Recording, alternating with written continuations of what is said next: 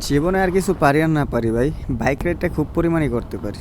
এত ভাল লাগে, এত ভাল লাগে যেটা বইলা বুঝাইতে পারবো না আপনাদেরকে। হ্যাঁ, আর এত পরিমাণে মানে উইক আমি এটার প্রতি, মানে এত পরিমাণ দুর্বল, যেটা আসলে হয়তোবা যে বিএফের প্রতি এরকম হয় না মানুষ। আলটিমেটলি গাইস আমার কাছে ভাল লাগে, শুধু ভাল লাগে না, অনেক বেশি ভাল লাগে। হয়তোবা একটা টাইম পরে এই ভালো লাগা আর থাকবে না, কারণ সময়ের সাথে সাথে মানুষ পরিবর্তন হয়, তার চিন্তাভাবনা পরিবর্তন হয়, তার ভালো লাগার জিনিসগুলো পরিবর্তন হইতে থাকে। জানি না কতদিন ধরে রাখতে পারবো এই বাইক রাইডিংটা, বাট ইচ্ছা আছে যতদিন পসিবল।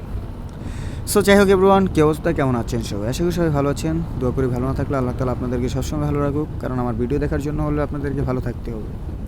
বেশি বেশি ভালো থাকুন আর বেশি বেশি করে আমার ভিডিও দেখুন, এতটুকুই চাই আপাতত।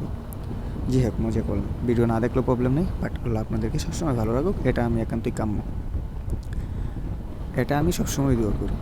চিনলাম আমি আছি সিলেটের আদালত প্রাঙ্গণে, আর এইখানে আমার একটা জিনিস খুবই ভালো লাগছে, যেটা হইছে আলী আমজাদের ঘড়ি, আর এই পাশে হচ্ছে সিলেটের কিং ব্রিজ।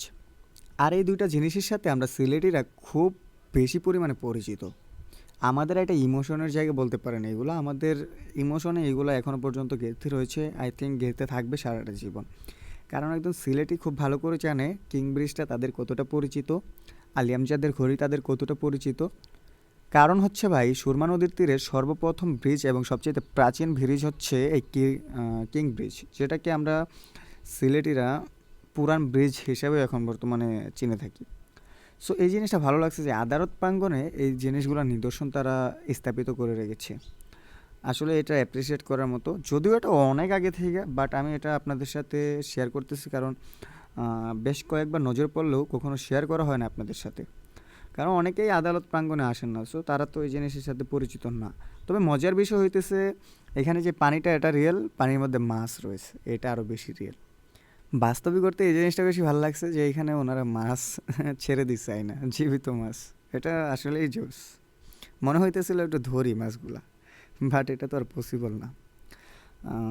যাই হোক এভরিওয়ান, আমি আপনাদের সাথে এই কারণেই শেয়ার করলাম যে আসলে আমার পার্সোনালি এই জিনিসটা ভালো লাগছে যে একটা আদালত প্রাঙ্গণে আমাদের নিদর্শনগুলো এভাবে স্থাপিত করা হয়েছে। সো আপনাদের কাছে এই জিনিসটা কীরকম লাগলো, আপনার মতামত অবশ্যই কমেন্ট করে জানাবেন। আর সিলেটি হয়ে থাকলে তো অবশ্যই মাস্ট বি একটা কমেন্ট করে যাবেন। যাই হোক এভরিওয়ান, ভিডিওটা এখানেই শেষ করতেছি, দেখা হচ্ছে নতুন কোনো ভিডিওতে, ততক্ষণ ভালো থাকুন, সুস্থ থাকুন, see you next, bye bye. हमेशा पास था के 100 जन्म